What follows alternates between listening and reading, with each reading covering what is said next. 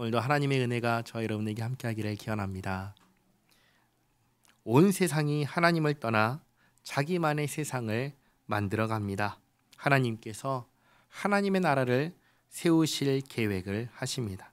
그래서 아브라함에게 찾아오시고 아브라함의 후손을 통하여 하나님의 나라를 만들 것을 약속하십니다.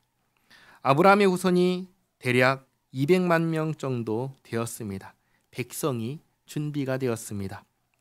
이스라엘과 시내산에서 언약을 맺고 하나님께서 왕이 되셨습니다. 하나님께서 법을 주십니다. 이제 남은 것은 땅만 남았습니다. 약속의 땅, 가나안 땅에 들어가면 되는 것입니다. 그러면 아브라함에게 하신 그 약속이 성취되는 것입니다.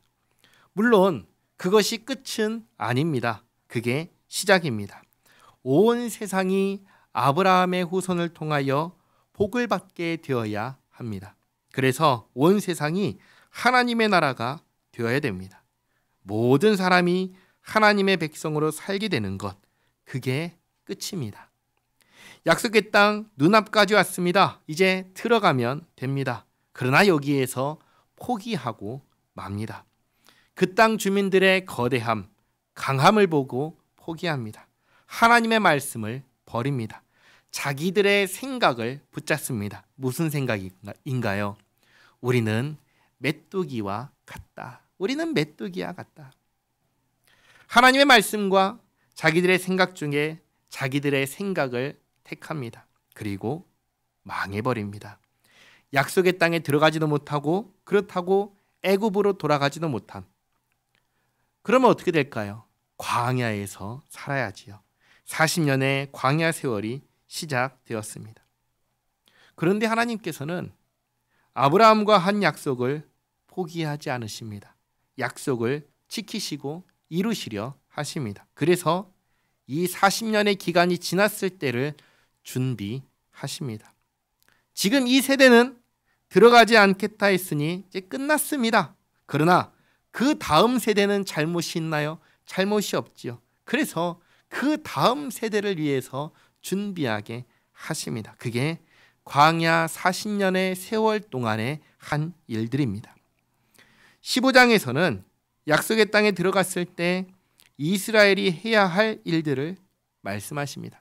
가장 먼저 해야 할 것이 있다면 그게 무엇일까요? 바로 예배입니다.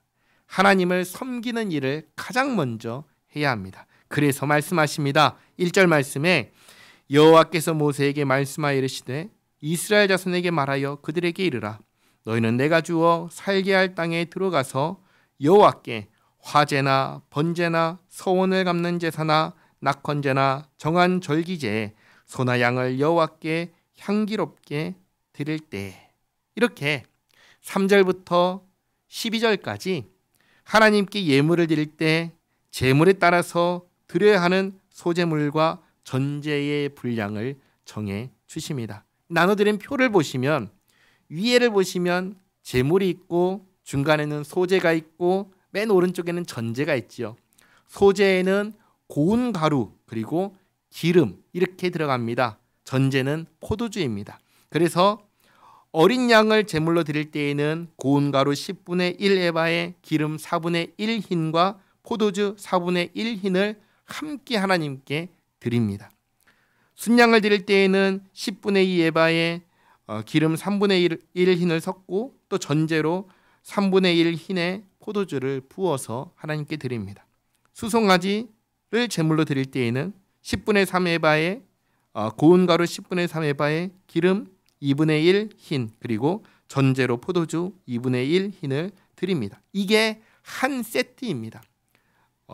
제물과 소제와 전제 이렇게가 한 세트로 하나님께 예물을 드리는 것입니다. 그리고 11절입니다.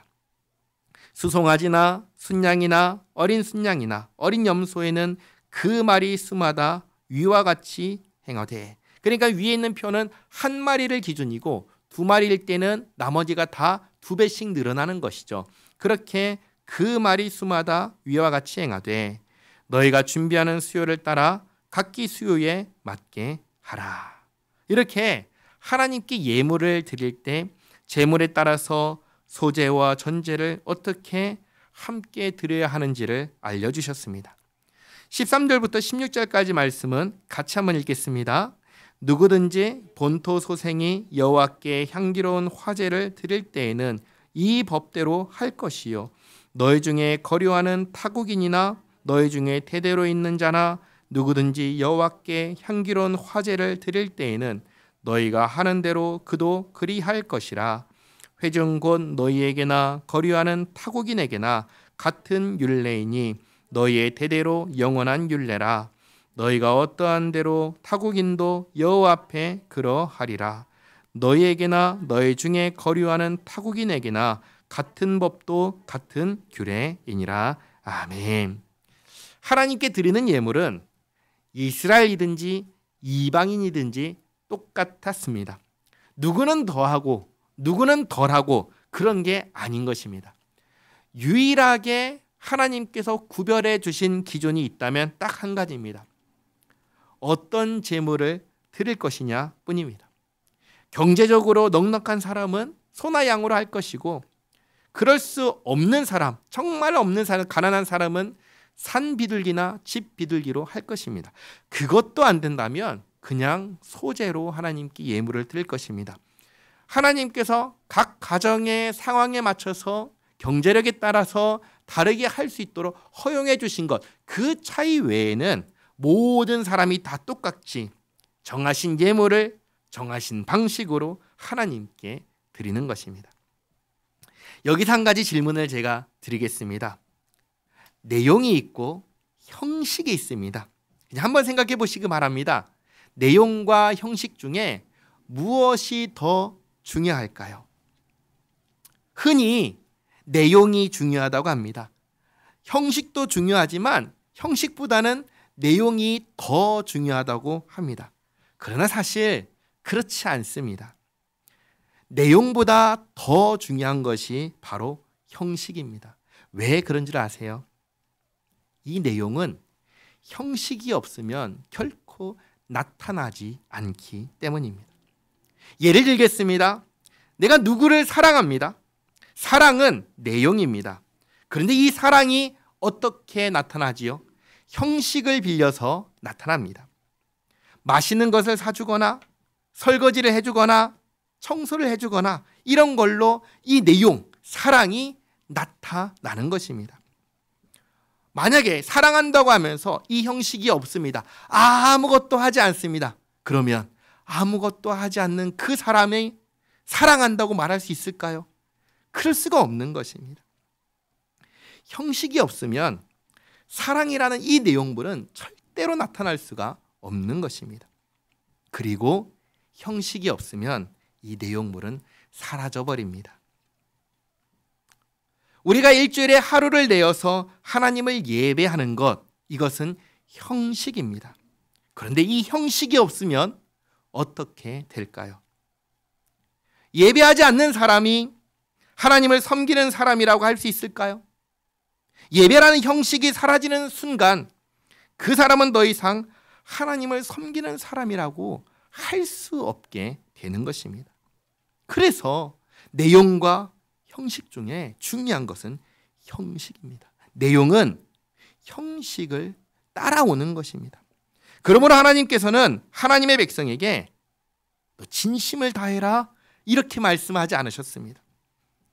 하나님께서는 하나님의 명령을 지키라고 말씀하셨습니다. 그런데 어떤 사람은 이렇게 말할 수 있습니다. 그렇지 않은데요? 하나님께서 내 마음과 힘과 뜻을 다하여 하나님을 사랑하라고 하셨는데요? 이렇게 말할 수 있습니다. 맞습니다. 그런데 그 사랑이 마음과 힘과 뜻을 다하여 하나님을 사랑하는 그 사랑이 무엇으로 확증되는 줄 아십니까? 하나님의 명령을 지키는 것으로 확증되는 것입니다. 다시 말해 그 사랑은 형식을 지킴으로써 증명되는 것입니다. 그러므로 하나님께서 마음과 힘과 뜻을 다해서 내 하나님 여호와를 사랑하라 하신 그 말씀에 이어서 뭐라고 하신 줄 아세요? 하나님의 명령을 지키라고 하시는 것입니다. 그러니 하나님을 사랑한다면, 그 내용이 있다면 그 사람은 무엇을 할까요? 하나님의 명령을 지킬 것입니다. 다시 말해 하나님의 명령을 지키는 사람은 하나님을 사랑하는 사람입니다. 그래서 사도 야고보는 이렇게 말했습니다. 야고보서 2장 26절 말씀 같이 한번 읽겠습니다. 영혼 없는 몸이 죽은 것 같이 행함이 없는 믿음은 죽은 것이니라. 아멘. 우리가 보는 이스라엘의 이 역사는 어떤 역사인 줄 아십니까? 하나님을 사랑하지 않는 백성들의 역사입니다. 그걸 어떻게 할 수 있나요? 하나님 말씀을 하나도 지키지 않는 그 모습을 통해 알 수 있습니다. 이스라엘의 모든 역사는 하나님께 반역하고 배교하고 불순종하는 역사입니다. 다르게 말하면 이스라엘은 하나님을 사랑하지 않았다가 되는 것입니다. 우리는 어떻습니까? 우리는 하나님을 사랑하는 하나님의 자녀입니까? 그렇다면 하나님의 말씀을 지키시기 바랍니다. 형식을 지키시기 바랍니다. 이 형식을 지킴으로써, 말씀을 지켜 행함으로써 우리의 믿음을 증명하는 우리 모두가 되기를 바랍니다. 그 다음 이제 17절부터 21절까지 말씀은 약속의 땅에 들어갔을 때 양식을 얻을 때마다 해야 할 일들을 말씀하십니다. 17절부터 21절까지 말씀 같이 읽겠습니다. 여호와께서 모세에게 말씀하여 이르시되 이스라엘 자손에게 말하여 이르라. 너희는 내가 인도하는 땅에 들어가거든 그 땅의 양식을 먹을 때 여호와께 거제를 드리되 너희의 처음 익은 곡식가루 떡을 거제로 타작마당에 거제같이 들어 드리라. 너희의 처음 익은 곡식가루 떡을 대대의 여호와께 거제로 드릴지니라. 아멘. 이스라엘의 절기를 보면요, 양식과 관련해서 두 가지 절기가 있습니다. 초실절과 오순절입니다. 초실절은 처음 수확한 보리를 하나님께 드리는 날입니다. 먼저 하나님께 드린 후에 그 다음에 보리로 식사할 수 있었습니다. 다음으로 오순절은 처음 수확한 밀을 하나님께 드리는 날입니다. 이렇게 보리와 밀을 수확하면 가장 먼저 하나님께 드리고 난 후에 먹을 수가 있었습니다. 이것은 무엇을 의미할까요? 하나님께서 우리에게 일용할 양식을 주셨다라는 것을 기억하는 형식인 것입니다. 이 형식이 있기에 하나님께서 주셨다는 내용을 간직할 수가 있는 것입니다. 마치 우리가 매일 식사할 때마다 식사하기 전에 뭘 하지요? 기도합니다. 기도하지요. 기도의 내용이 무엇입니까? 하나님 감사합니다. 주신 음식 맛있게 잘 먹겠습니다. 누가 주셨다고 하죠? 하나님께서 주셨다고 고백하며 감사의 기도를 올려드립니다. 이 형식을 통해 우리가 무엇을 기억하나요? 아, 우리의 오늘의 식사 하나님께서 주신 것이지. 맞아. 하나님께서 주셔서 우리가 이렇게 살 수 있어. 이것을 기억하는 것입니다. 똑같은 것입니다. 우리에게 이러한 형식을 주셔서 우리에게 대대로 지켜 행하게 하심으로 하나님께서 주셨음을 항상 기억하게 하셨습니다. 다음 22절부터 31절까지는 형식을 깨트렸을 때에 대한 것입니다. 다시 말해 하나님의 명령을 지키지 않고 범죄했을 때 어떻게 해야 하는지를 말씀하십니다. 모든 범죄는 간단하게 말하면 둘 중에 하나입니다. 알고 죄를 범하든지 아니면 모르고 죄를 범하든지입니다. 성경은 알고 죄를 범한 것을 고의로 범죄했다라고 말합니다. 그리고 모르고 죄를 범했을 경우에는 부지 중에 범죄했다라고 합니다. 먼저 부지 중에 모르고 범죄했을 경우입니다. 28절까지 말씀인데 표를 보시기 바랍니다. 하나님께서는 부지 중에 범죄했을 경우에는 속죄제를 통해 죄 사함을 받을 수 있는 길을 마련해 주셨습니다. 그래서 표를 보면 온 회중을 대상으로 하는 제사가 있고 한 사람 개개인의 범죄를 다룰 때의 제사가 있습니다. 온 회중을 다룰 때에는 수송아리 한 마리를 번제로 드리고 거기에 소재로 고운 가루 10분의 3 흰과 기름 2분의 1 흰을 섞어서 소재로 드리고 또 포도주 2분의 1 흰을 전제로 드립니다. 이렇게 드리고 거기에 더해서 순념소 한 마리를 속죄제로 드립니다. 이게 온 회중이 하나님 앞에서 범죄했을 때 하는 속죄 제사입니다. 반면에 한 사람이 개개인이 하나님 앞에 부지중에 죄를 범했을 때에는 1년 된 암염소만 속죄제로 드리면 되었습니다. 이렇게 드리면 28절을 보시면 뭐라고 하냐면 그리하면 사함을 받으리라 이렇게 말씀하셨습니다. 그리고 29절에 이스라엘 자손 중 본토 소생이든지 그들 중에 거류하는 타국인이든지 누구든 부지 중에 범죄한 자에 대한 법이 동일하거니와. 하나님께 예물을 드리고 예배할 때처럼 이스라엘과 이방인에게 이 법은 동일합니다. 똑같습니다. 이스라엘이니까 더하고 이방인이니까 덜하고 그렇지가 않고 동등하게 이 법을 지키라 하셨습니다. 자, 그러나 30절 본토인이든지 타국인이든지 고의로 무엇을 범하면 누구나 여호와를 비방하는 자니 그의 백성 중에서 끊어질 것이라. 그런 사람은 여호와의 말씀을 멸시하고 그의 명령을 파괴하였은즉 그의 죄악이 자기에게로 돌아가서 온전히 끊어지리라. 이렇게 부지중에 모르고 한 죄가 아니라 명백하게 알면서 범죄한 자에 대해서는 속죄제로도 해결할 수 없다라고 아주 분명하게 말씀하십니다. 왜 그런 줄 아십니까? 지금 여기 있는 이스라엘 백성들 모두가 다 어떤 사람들입니까? 이미 하나님께 범죄한 자들이기 때문입니다. 약속의 땅을 눈앞에 두고도 스스로 메뚜기로 여기고 하나님의 말씀을 버리고 거역했을 뿐만 아니라 모세와 아론과 여호수아와 갈렙처럼 하나님을 따르던 자들을 죽이고 애굽으로 돌아가려 했던 자들이기 때문입니다. 쉽게 말해 반역자들이기 때문입니다. 그런 그들에게 하나님께서 살 기회를 주셨습니다. 비록 광야지만 그래도 하나님께서 하나님의 백성으로 살 수 있게 해 주셨습니다. 그런데 또다시 하나님께 범죄한다?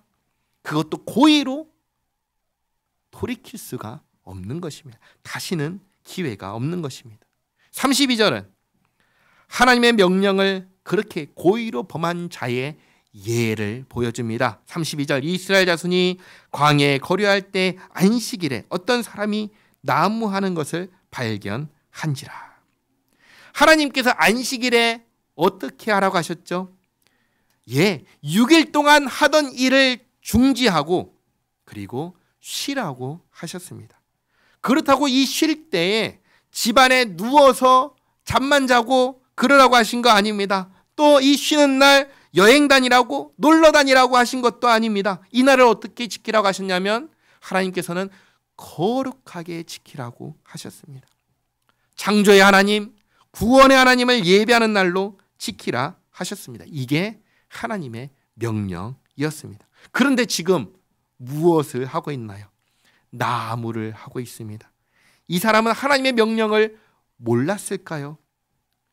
그럴 수가 없습니다. 왜 그런 줄 아세요? 이 명령은 십계명, 언약의 말씀이기 때문입니다. 그러니까 이 사람은 어떤 사람입니까? 고의로 범죄한 사람입니다.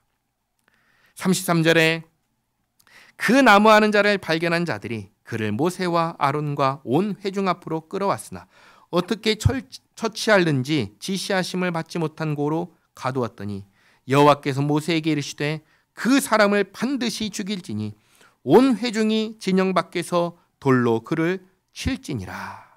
하나님께서 어떻게 하라고 하십니까? 죽이라고 하십니다.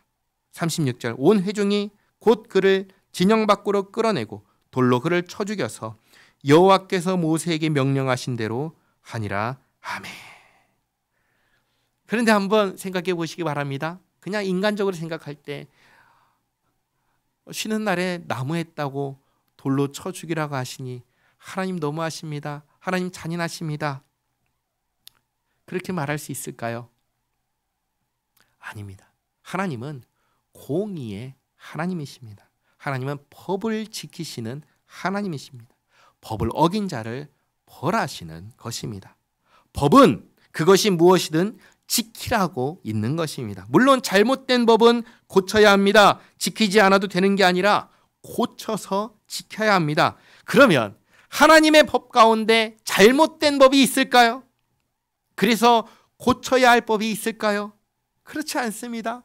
하나님의 법은 잘못된 법이 없습니다. 고쳐야 할 법이 없습니다. 그렇기에 하나님의 법입니다. 그리고 하나님의 법은 지켜야 합니다. 그것이 정상입니다. 오늘날 우리는 너무나 비정상이 되었기에 비정상을 정상으로 생각하기에 정상을 비정상으로 생각하는 아주 이상한 시대가 되었습니다.